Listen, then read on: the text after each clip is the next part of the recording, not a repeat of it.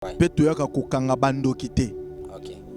Mais le problème ezali tolobaka message oyo Nzambe apesi biso. Ainsi dit l'Éternel. Eza ainsi dit l'Éternel, oui et amen. C'est que yango tozo bandela pe tozo loba yango, nazo bandela pe nazo loba yango ke monde ya TikTok ezingami mingi na ba fille oyo baza mingi na bonzambe te. Nazo loba ngo pe nazo bandela soki jeune garçon wana leki na télévision et na TikTok o atie photo abandi koloba ke prophète a commis faux prophète wana soka za na ba audio oyo prophète pacho ozolanda sikoyo alobi ke message on alobaki eza lokuta alekisa yango Zamba lobi boy po bomona basigne abi omoni na 4 personnes wana 4 filles bakatisa Brazzaville. OK. Pona ko simba bakis. Très bien. Nako sokola bango bake ko sokola bango. Ezana moko na 4 bakendaki moko abotama banda zaki bomwana azalaka mwindu. Mais tango envié ake kozwa tonga échanger ile loposo akoma pembe. Papa, eza message ya Nzambe. Na otika lelo ko nako bakisa wana te. Papa, eza message ya Nzambe. Na otika lelo ko nako bakisa wana te. Jeune wana o asala ki video o ayebi ngate, ngape na yebi ete. Na moneka jeune garçon yango na vie na kosenga la bandeko tu bozola na ngai, oza jeune lokola nga, yebaka ko respecter batu. C'est ça, même de loin. Même uto yo yebite. Na sala ka émission pona tinda batu te ba ya l'église. Ngana sale mission na message na ekoloba. L'état zu yango aleki nango. Voice yango yango na ngina lobela ye. Akoki ko bimisela nga ba voice au prophète Pacha lobaye ke message apesi eza faux. Message o nazo loba eza vrai. Eza pe yango. Eza yango ke Zamba lobeli ngai 4 jeunes filles ya TikTok. La nanga na sisa yango sikoyo. La nanga na sisa yango sikoyo. Baza parmi basta 4 stars, so basta baza 10. Na 10 wana 4 stars baza na kati ya TikTok. Baza bakenda ko sokola bango. Conséquence nango nini na banzoto ba jeune garçon bazwa liboso na bango. Soko bimi na ye. Atozalaki na bomengo okauka. Bazo bebisa ba vie ba jeune garçon ozalaki na bozwi. Soko bimi na 4 jeunes filles wana okauki vi na yo mobimba. Yango na lobi message ezali oui et amen. Prophète Pachi azan la voix satinele mutute ke message na lobi eza mabe non. Spécial Sunga orphelin. To soutenir orphelinat Vida. Akata orphelinat Vida bolingonde vandi. Ndenge okanisi baye bazo telengana. Nzamba pambola yo. Orphelinat Vida Nzambe atieli sonae awa. Eloko nyonso za nango. Yaka contacter orphelinat Vida. Misolo na yo okabola ngona banani. Orphelinat Vida. Isika bazozwa bana baza orphelin et baza délaissé. Botana Nzambe shalom biskanso bizwa mibino awa nazali na orphelinat Vida. Na yaki na bapashiko pona kotala penza si réellement si makambo to yoka mama Emily Seti Mainga existaka. Mais quand on est venu, on a trouvé que c'est vrai. Surtout ça la bolam livre souvenir et fondement. Même après la mort, même après le retour à Christ, il y a misana biso et témoigner biso liboso na Nzambe. Bien aimé, total ONG Vida a organisé activité $1 pour nos soins orphelins. Orphelinat Vida eza train ezolokota ba orphelin botie essence pour ekoma la destination. Nzambe na lola mona bina pambola bina vraiment azongisa ya ebele vraiment na oyo nyonso bosalaki lelo toyesu na lisolo mosusu kosenga na bino ke tozweli bana esika ya monene tozweli bana esika ya kitoko tozofutela yango chaque mois bana na biso fo balia bana na biso fo bakende classe bana na biso fo balata bana na biso fo baza propre nasepelaka na donner oyo bango bayoka mbongo na Nzambe et puis basalaka Nzambe asengi parce que c'est eloko Nzambe asengi na yebisaki Nzambe tu m'as donné cette vision mais je ne vais pas travailler toute seule. Bah, bossa le cas, provision tout autour de moi. Nayango, soki olingi osunga benga biso na plus 1 64 75 33 43 10 Topé, Bengi Bissona, plus 243 97 666 66 04.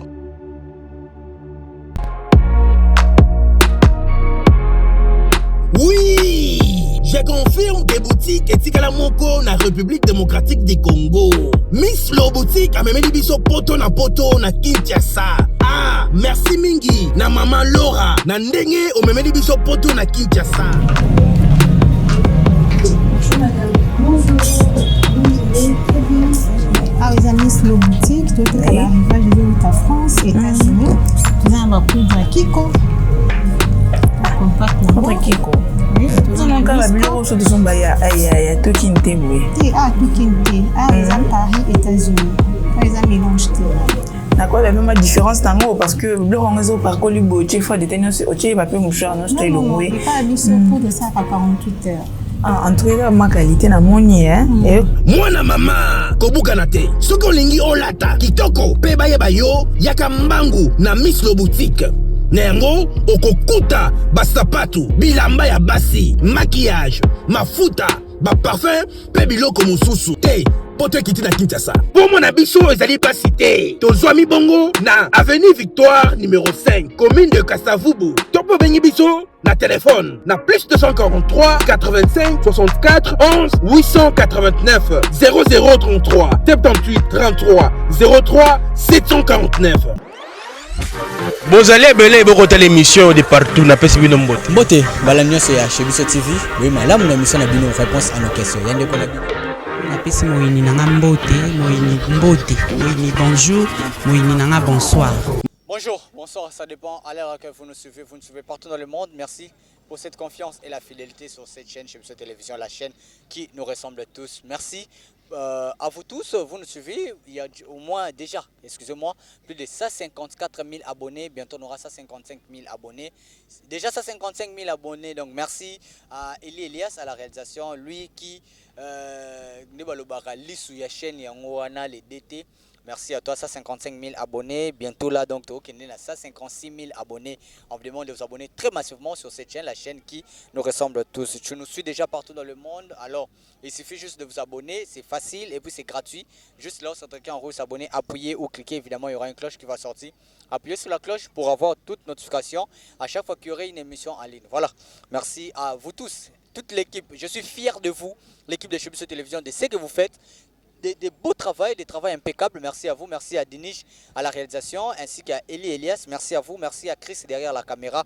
On essaie toujours de faire mieux notre boulot. Alors aujourd'hui, c'était un peu rapide. On est revenu avec ce grand homme de Dieu, comme moi je l'appelle comme ça. Il est intègre, il est puissant. La puissance dans les silences, c'est comme ça qu'on l'appelle. Je suis avec lui aujourd'hui pour essayer d'éclaircir quelque chose qui s'est passé. Les réseaux sociaux, il y a des choses qui s'est dit. Il y a des choses qui s'est fait. Alors on voulait mettre le point sur les i, Nao et les kaki. Il y a des choses où il est bami na nenga bamabe, mais l'homme de Dieu, est-ce vrai que makambo ya ekolo bana média ezabatinda ki kotinda? Est-ce que yetanga bakomba batu? Est-ce que makambo il kaki parce que on a vu l'évolution en ndenge memel biso na ba réseaux sociaux, na ba TikTok, na ba nini et tout, c'était l'émission où l'homme de Dieu a dit j'ai dû voir 4 filles. Il y a TikTok na biso otomonara. C'est moi qui ai cité le nom, il y a Fiwana. J'ai proposé à l'homme de Dieu, est-ce que c'est elle ou c'est pas elle? Mais si vous avez ça vous a dérangé. Oui, mais est-ce que donc on va essayer de parler de ça parce que bon audio et bimi message il y a prophète Ezali oyo anekoloba si c'est ceux qui maloba ceux qui s'excusent ceux qui bon on va éclaircir ça ici avec l'homme de Dieu le prophète Pachi Bomolo, la puissance dans le silence. Bonjour. Oui, bonjour Brad Bumba. Bonne santé. Par la grâce de Dieu, Zambé Azoba Telabiso. Amen. Voilà.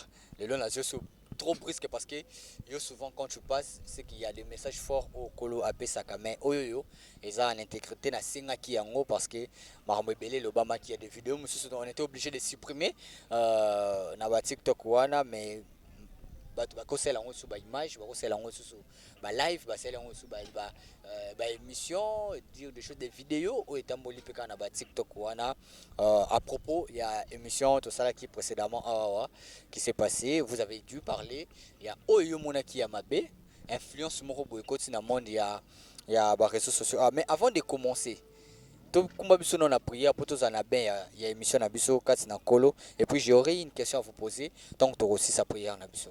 Mon santo na Israël, Zamba bomo to pesio merci. Moment na yo yango Yesu tikete molimo mo santo na yo kamba biso. To longoli nyonso ezali ya yo teza la musika na kombo na Yesu. Amen. Amen. Voilà. Est-ce que yo ki ba traiter des faux prophètes, ba traiter des prophètes moko boyé irresponsables, tout de machin, mais il y a aussi des messages autant ba tali tom susu yo na ba photo pekaka. Ils ont dit mais papa na yo mutoza responsable boy. J'aimerais vraiment que ba image wana et puis na ba audio otoza nango o ya ba insulte ba fingi on so ba lobito meka robimso. Mais avant to ko ma place yo donc yo kaki ba biloko wana. Bumba pena zo bisa batutu ba Holanda biso. Na ina lobeloko moko eza très important. Liboso ya bato ba Holanda biso. Omoni congolais, quinois, congolais tokomi na matalité moko oyo ebele ya bato azo supportant o lisute. Congolais aoki obambele loko oyo salite. OK. Malobi ke yonde muto sali yango. Congolais aoki ko kosela yo likambu oyo yo yebite. Malobi ke yonde muto sali yango. Yo po yebi yango. Le problème est nini? Na leki na plateau awa. Toyaka kotanga ba komba batute. Pe toyaka kokanga bandoki te. OK. Mais le problème ezali tolobaka message oyo Nzambe apesi biso. Ainsi dit l'Éternel. Eza ainsi dit l'Éternel, oui et amen. Le temps na ba émission pe na message otolobi totikali kotanga kombo ya mutute. Na ina tu na bino ba journaliste. Yoza journaliste, est-ce que biso ba pasteur toyaka na ba photo to bitiela biso photo fi oyo na fi o na ebite parce que biso to sala émission na journaliste. Les réalisations. Réalisation de muto kotia ba photo. En réalité bataki pe ba photo ya ba star. Mais ça te que totinda ki tiela biso photo ya mutu oyo. Non. Mais est-ce que vous avez tutoyé une personne au Lobaka yende mutu? Le problème ezali ngala lobaki na batu boye. L'État. J'aimerais que basong c'est la biso image wana parti wana. S'il vous plaît, avec si on parle le même langage avec la régie et puis les techniques. Bazong c'est la biso place oyoyo dans le biomoni 4 filles wana. Et puis moi je te propose le nom. Oui, nazana pour ça vraiment bazong sa image wana. Yasuka oyozo tunanga ba kombo ya batu. Oui. Moi je te posais la question. Ozo tuna ba question ya ba kombo. Obi est-ce que yebi bango ngala bi na yebi bango te. Mais so na stangeli yo ba kombo ya ba star oku koyeba. Oyebi singa ngala lobi na so na lakiso na ba video na ba photo. Na ba ngala bi ba kombo na koyeba te mais ba video ba photo na koyeba. Ouais. Mais en réalité ba tutu la kisenga na ba video na ba photo. Si ba misusu le temps est comme na tango ya kombo ya la fille oyo famille na ye bandi ko benga. Jemima, moi je citerai le nom. Oui. Jemima. La fille o famille ne komi ko benga na lobaki nini na suka yo zalaki na bi yete. D'ailleurs kuta parmi bato yo lingaka. Parmi ba star oyo ma fille à moi alingaka. Parce que asenga kanga kutuye papa na anniversaire nanga il faut obengela nga ye. OK. Mais na tourner na lobaki non yete. Mais famille na ye ekei koloba par rapport na yeko mona vidéo moko jeune moko ayebinga te na yebi ete aza mwana mukie na koloba le problème ezali vous traite d'irresponsable tout alobi o akui koloba asali yoka lokuta na ye yoka lokuta alobi yango na yebi ete parce que moi ya moko ba manager na ende mutabenga kinga non nazolo ba les frères to bando solana yete parce que les frères to bane ko solana ye. Mais jeune garçon wana totikeli ko solana yete. O asali vidéo. Jeune garçon azul okuta parce que na vie père de la mensonge est radiable. Parce que soko zo tambola na lokuta makas et ça la mingi mabe. Akei na lokuta na réseaux sociaux parce que yango tozo bandela pe tozo loba yango nazo bandela pe nazo loba yango ke monde ya TikTok ezinga mingi na ba fille oyo baza mingi na bonzambe te. Monde ya TikTok baza milimo mabe. Baza na ba milimo mabe. Ebele ya ba fille na monde ya TikTok. O baza ba influenceuse pe. Ebele ya ba fille le problème ezali ba star na TikTok baza ebele. Mais nzamba la kisa biso 4 personnes nazo bandela yango. Parce que là moko le même personne que yo message wana na ba audio so baza na ba audio na yo que wangana ki ke biloko le problème ezali nini naza na message appel auto solo lina jeune wana manager soy manager auto bande ko sur la naye ya la fille ou star to bande ko sur la naye nazo lo bango pe nazo bandela soki jeune garçon wana leki na télévision na TikTok o atie photo abandi ko lobake prophète a commis faux prophète wana soka za na ba audio oyo prophète pachi ozolanda sikoyo alobi ke message na lobaki eza lokuta alekisa yango pe apesa video oyo abimisa video oyo prophète pachi na munoko na ye atangi bakombo ya bastar oyo alobi ke moi j'ai cité le nom. Le problème c'est quoi? Le problème c'est quoi? Ngana message na ngai natangi kombo ya mutu te. Il y avait que 4 filles. 4 filles. Le lope que tu affirmes ça. Papa, message wana eza nazo continuer message. Eza message en Nzambe. Na bani musala Nzambe na komi prophète na 2008. Tantôt jeune wana za na 10 ans. OK. Oya leki lelo. Et là que so bomba biso ba congolais lelo zani. Muto ko yebate oyebi fi na yeto capable facile à critiquer. C'est ça. Et là que so bomba biso lelo ba jeune to kufa noki. Parce que to ça rapide ya oluka fi pressé. Mais oyeba Nzambe te. Et là ko yebite mozo le ko so témoigner yango. C'est ça. Muto yo yebite tu es capable ko ya ko humilier ye. Mais en réalité, ce que tu as fait na yona ye, tantôt ko kanité. C'est ça. Vina yona ye tantôt ko kanité. Ce que yo za ko landa mutu na sima. Pose wa mbongo, mais tantôt za batu musu nzamba pambola la facilité. Même na kata TikTok on za ba film musu bazo nzamba zo pambola bango na musaba osala.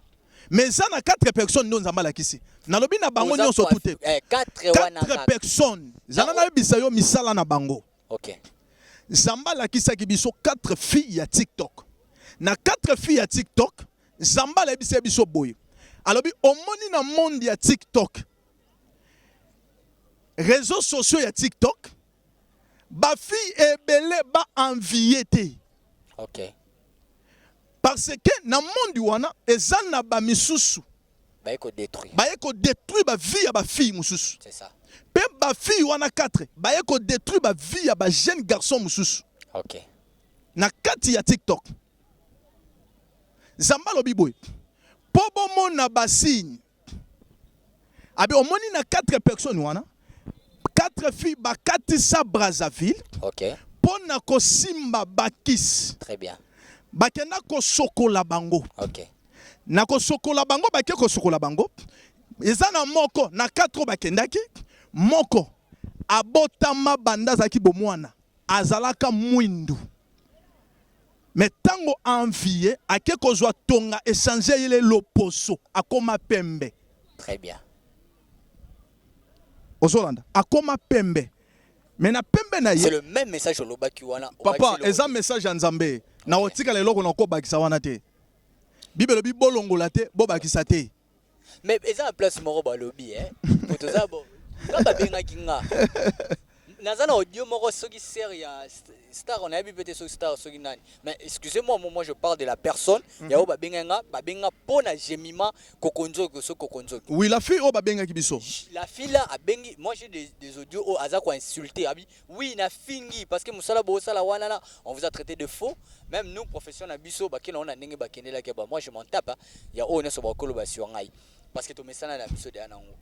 Mais quand au Fandi Boé, tu te dis que la responsabilité de nos église amener nos anango, famille, bana, mituka, tout ce que tu peux avoir dans Mokila, c'est message à Kolo et Kiti. Mais on vous parle ainsi et pas à Batumo qui sont des inconnus que tu connais même pas. Tu te dis quoi? Yesu ye moko tu nzambe ba fingaye. Papa, eloko ça la passe les problèmes ezani ba star ba zebele.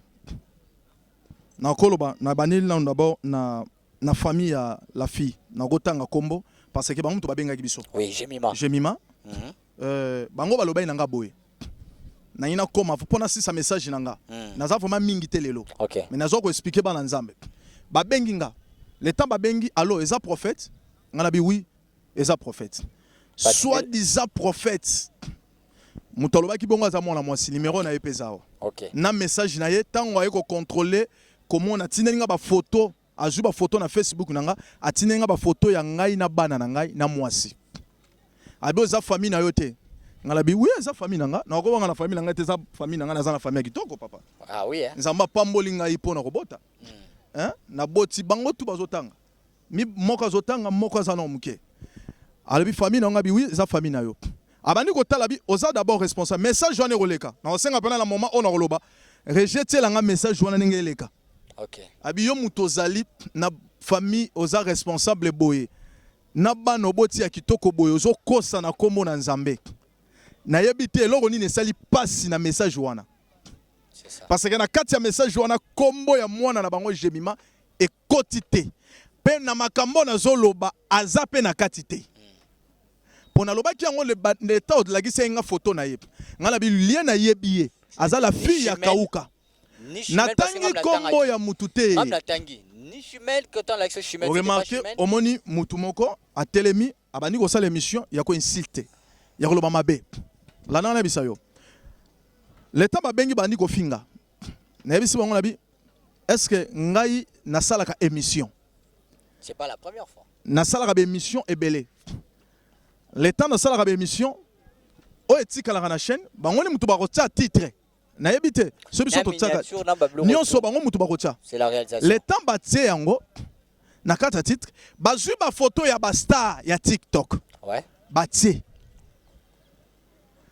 o etikali na kati wana na bisi bango est-ce que bolandi émission ebandeli tisuka prophète Pachi atangi kombo ya mona na bino oui kombo na yezali takutu ba monte bataki wana bane ko tsainga bi oh mama ngana zana posa bolanda émission ya wana zo bisa batu nyonso tu o bakolanda même na TikTok bobeta Shebiso TV bolanda émission bandeli tisuka botala na bato tu bafingaki sans que ba vérifier parce que za ndenga ba congolais ko finga ayebite mais lokola azana sentiment ya mutu azolanda afingi OK ozomona landa to bandi ko sona jeune garçon ebisinga boye tina kotia kiyo na bite zana benga journaliste osalaki na émission soki ya koyeba parce que ezali kambo chaîne nga na sali émission mo ngongo ezo bima wana ezanga muta pesi message wana ezanga même chaîne de titre nango etina ba photo na ba ya ba star ya TikTok na koti siyo auto solaki tango babandi ko finga na bimi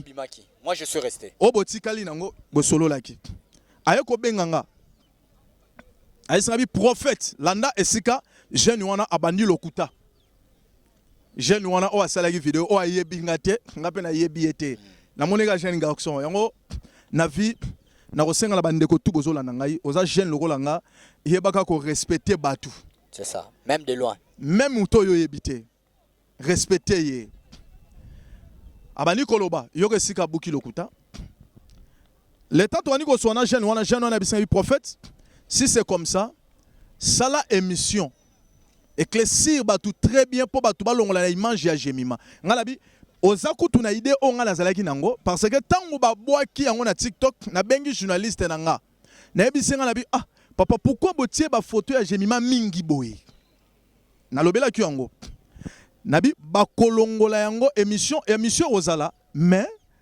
ngai na kokende na télévision na kosala émission na ko expliquer prophétie oyo nzamba pesinga message mais tu Francis Joël Tochaka landa ngai isa réalisation landa ngai abisinga bisava leka osala yango abisava na koleka na osala yango l'état na leki to benga na Jesus na tunie na voice wana ne yango batambo nango na bisana bi soki na leki na kota yango émission wana na page nini eza émission ko lobate ke message wana nzamba pesinga eza lokuta tala kutu message wana landa te tala kutu message wana ba pesika nga yango et pas ya journaliste alobi yo po lobi ke non eza bisote prophète mutayaki nango et lokola mais en réalité journaliste yo a pesinga message te na bandi ko sela nzambe depuis 2008 ti lelo nazaka prophète mutabengi ngeza nzambe na sala ka émission pona tinda batute ba ya na église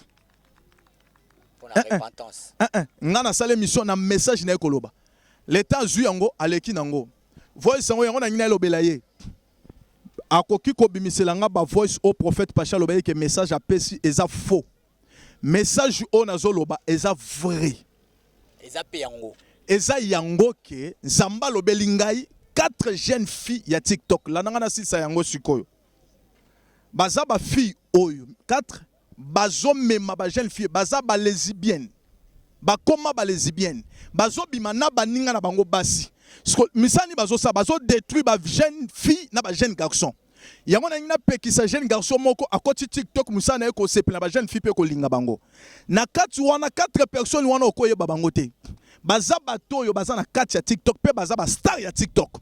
OK. Baza parmi ba star 4 stars so ba star baza 10 na 10 wana 4 stars baza na kati ya TikTok baza bakenda ko sokola bango. Conséquence nango nini na banzoto ba jeune garçon bazwa liboso na bango soko bimi na ye atozala ki na bomengo okauka obanomona vie na yo bana okweya mais bango ba vivre bango ba osala ba kosala papa satana akopesa yo mabombeli yo nzete yango na ina loba boy jeune garçon tozola nanga ko envier te jeune fille tozola nanga ko envier te na lobela ki likambo ya étoile étoile ya mutu ezaka promesse na Nzambe tout le temps Joseph azoleka na se ya bokauki na Égypte mazaki na promesse na mabelo azali Nzambe po pambola yo brat akopambola po na muninga zuite onyo soto zongenga na miso eza wolote. OK.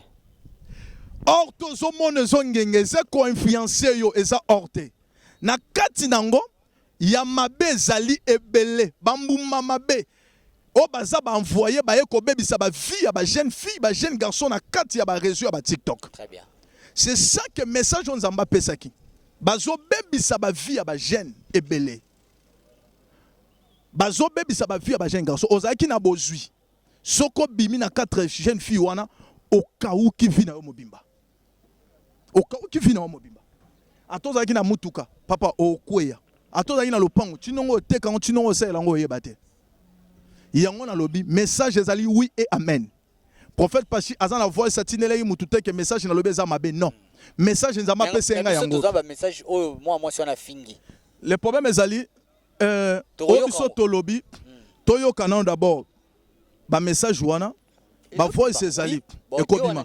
Ba audio wana nyonso tout ndenge to bana ko solola.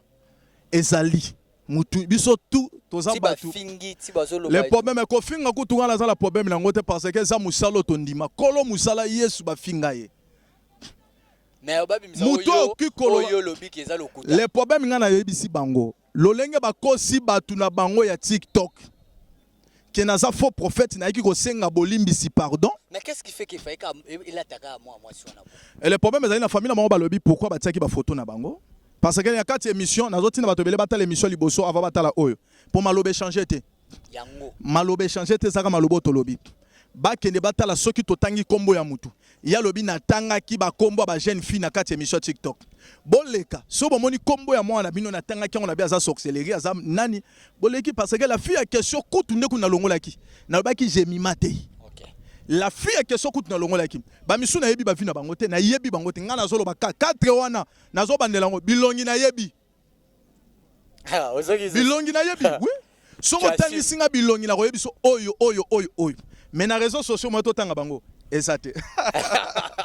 Que Dieu vous bénisse. Merci beaucoup l'homme de Dieu. Alors il y a tellement de questions d'actualité mais je sais pas aujourd'hui c'était droit de réponse, il fallait qu'on réponde oui. À moi biloko yo oui. Mais est-ce que dans retour notamment question mon vite fait. Le problème est ali question mo tuneza yo bien eza biso. To sel on ka émission na mais au fond la biso ka moi parenthèse mukie kaka.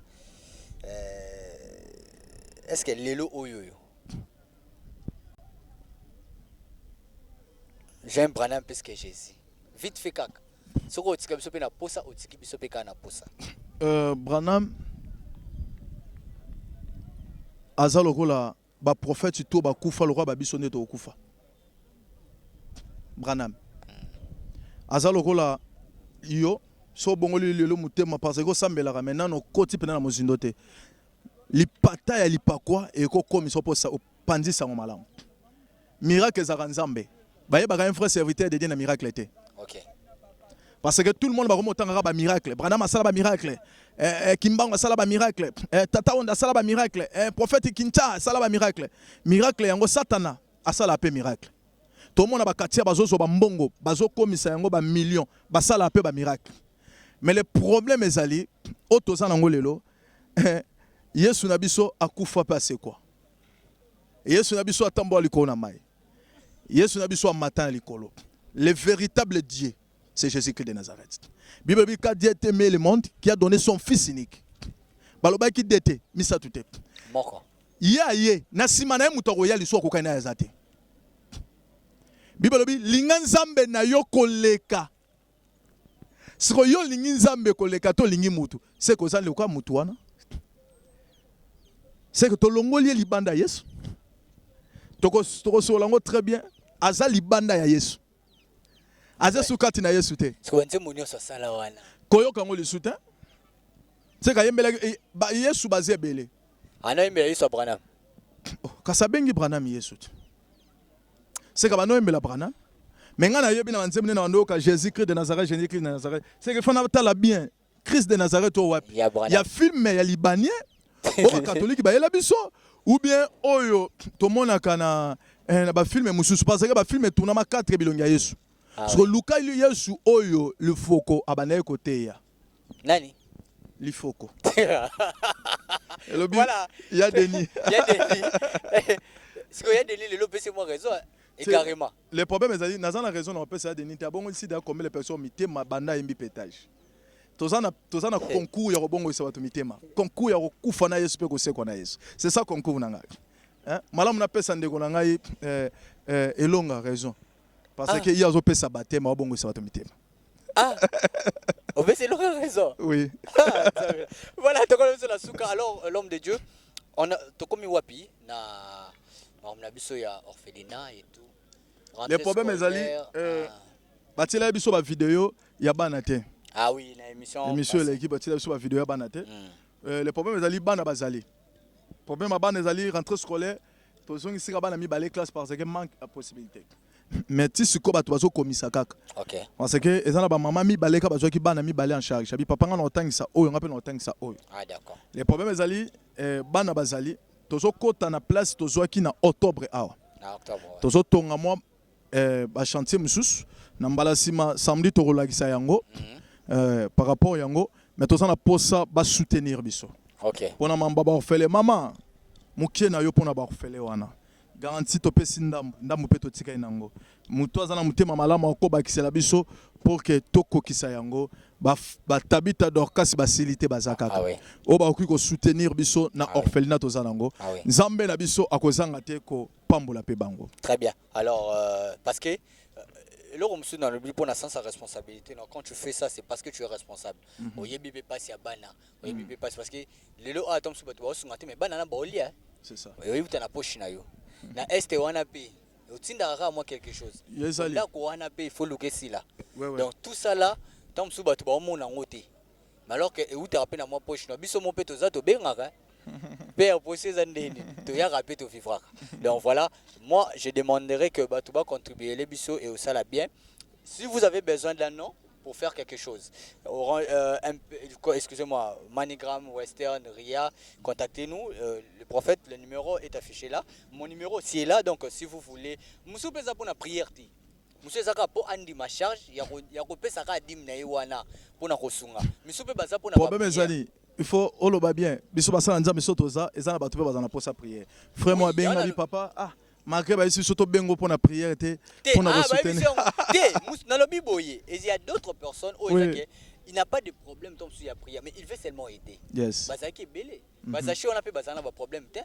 Azaki mukuse type pe sinzambe ya rolia. Matika la ra mukuse nai. Amatia c'était jusqu'à pas benga ya rolia na ndaku na ye. Ça arrive. Ezana batu msupe ils ont des problèmes. À Poussani, à Pessikolo, parce qu'il a des problèmes à la maison. Yes. Faut mon abota. Tout le monde est en Sara, Pessi, Saliboy, Poba Bota. Tout le monde est parce qu'il est malade. Tout le monde est mais ça va me souper tout le monde il n'avait aucun problème, mais Ayambi Kolo. Tout le monde est en haut. Job donné, mais il avait toujours quelque chose en lui. Il aidait les serviteurs de si même pas c'est il continue toujours dans la bloc. Si nous avons besoin de Soukopambola. Bateau, vous avez vu la passe homme de pour des prières, s'il vous plaît. Le numéro du prophète est vraiment là affiché dans mon nez. appeler pour na ba prière pour na opa moni ko kusunga opa moni kaka na sima ya prière wana pe alinga sa le pote nzamba zongisela yi et yano en tout cas appelez le numéro est là appelez l'homme de Dieu so bozu était moi je suis là je suis facile ya ko même na ko de mamu tuka na longwe pa na ngana même pas na tala la kina wala musai papa bato baza pour ça sola na to comme na suka numéro de téléphone Zama pambola biso na kopesa conseil na bande ko basi mokilo elelo et comme mokili ya réseaux sociaux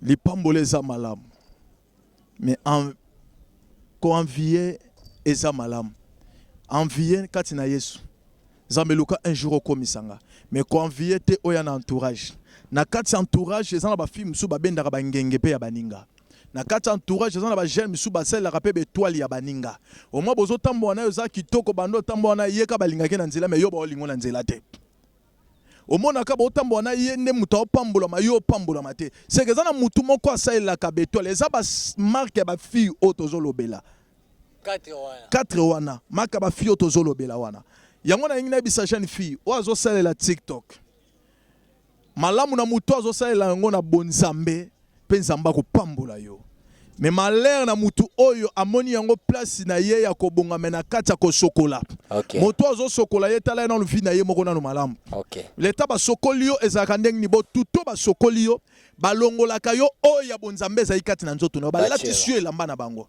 liwa ya mutu ya bongo ezalaka pasi mingi mutu abonga suka nzoto komi opola ye mutu bonga suka ka akomi ko ibetela lokole loko mususu soki message oyo bi ke salio kolo message ami yebi kolo message pa landaki yango kolo message pa landaki yango mabeta ngo kara nete zaye ayebi ke likambo ba olobelezanga mase soso landa biso yambula sala repentance le temps nous en a bon moi nzamba lingi yo mingi uzane étoile ya solo zamba opambola yo merci numéro de téléphone abiso dali plus 243 89 227 44 47 plus 243 89 227 44 47 que Dieu vous bénisse papa maman ba orphelin bango yoyo ba orphelin bazana posa ya saki orphelin bazana posa batanga bana wana yo bazana posa balala bazana ba muste menanda kuno zolala kanisa pe bozuna yo kabola na ba bazangi. Merci beaucoup. Merci beaucoup, ça n'est fini pour aujourd'hui. Merci à toute l'équipe de Chibzo Télévision. Merci à Dinish Monsolo, Elias, Chris, merci à vous. Voilà, merci à tous mes partenaires. Je salue SKS. Merci à toi, une femme qui fait pleuvoir de l'argent comme des larmes. Merci à Aminata Nonga Labile. Merci à Lux Pereira, le manager le plus frais, l'homme à la barbe blanche. Merci à toi. Merci à Madame Rincia. Je te salue là où tu es, Madame Bomolo. Yes. Merci à toi. Voilà. Merci aussi à Aristote Kitambala, l'homme que la veste demande qu'on l'habille. Merci à toi. Vous êtes nombreux. Franck Mamba, bon séjour là-bas à Paris. On se retrouve prochainement pour un nouveau numéro. Restez toujours connectés sur cette chaîne, la chaîne qui nous ressemble. Au revoir. Et spécial Sunga orphelin. De soutenir orphelinat Vida. Nakata orphelinat Vida. Bolingonde Vandi. Ndenge okanisi baye bazo telengana. Nzamba pambola yo. Orphelinat Vida. Nzambe atieli sonae awa. Eloko nyonso za nango. Yaka contacter orphelinat Vida. Misolo na yo okabola yango na banani. Orphelinat Vida. Esika bazozwa bana o baza orphelin et baza délaissé. Botana nzambe shalom bisika nso bizwa mibino awa nazali na orphelinat Vida. Na yaki na bapashiko pona kotala penza si réellement si makambo toyokaka mama Emily Set Mainga existaka. Mais quand on est venu, on a trouvé que c'est vrai. Surtout ça la bolam livre souvenir et fongama. Même après la mort, même après le retour à Christ, il y a misana biso et témoigné biso liboso na nzambe. Bien aimé, total ONG Vida a organisé activité $1 pour nos orphelins. Orphelinat Vida eza train ezolokota ba orphelin botie essence pour ekoma la destination. Nzambe na lola mona bina pambola bina vraiment azongisa ya ebele. Comment na o nyonso bosalaki. Lelo to yisuna lisolo mosusu kosenga na bino ke tozweli bana esika ya monene. Tozweli bana esika ya kitoko. Tozofutela yango chaque mois bana biso fo balia bana na biso fo bakende classe bana na biso fo balata bana na biso fo baza propre nasepelaka na donneur oyo bango bayoka mbongo na nzambe et puis basalaka o nzambe asengi parce que eza eloko nzambe asengi nga nayebisaki nzambe tu m'as donné cette vision mais je ne vais pas travailler toute seule. Boza loka ba provision était tout autour de moi. Nayango, soki olingi osunga benga biso na plus 1 64 75 33 43 10. Topé bengi biso na plus 243 97 666 66 04.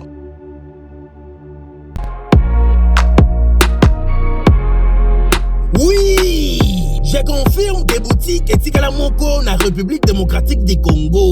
Miss Lo boutique amemeli biso poto na Kinshasa. Ah, merci mingi na maman Laura na ndenge omemeli biso poto na Kinshasa. Bonjour madame. Bonjour. Ah, les amis, Lo boutique, tout est à l'arrivage de la France, États-Unis. Nous avons un poudre à Kiko. Poudre Kiko. Nzonga biloko so de somba ya Tokinte boye. Ah, Tokinte. Ah, les amis Paris, États-Unis. Les amis mélange tout. D'accord, la même différence tango parce que biloko ngozo parcoli boye fois de tenir au tché papier mouchoir non style boye. Non, pas habitué pour de ça à 48 heures. Ah, en tout cas, ma qualité na moni Mwana mama kobuka na te. Soki olingi olata kitoko pe bayeba yo yaka mbangu na Miss Lo boutique.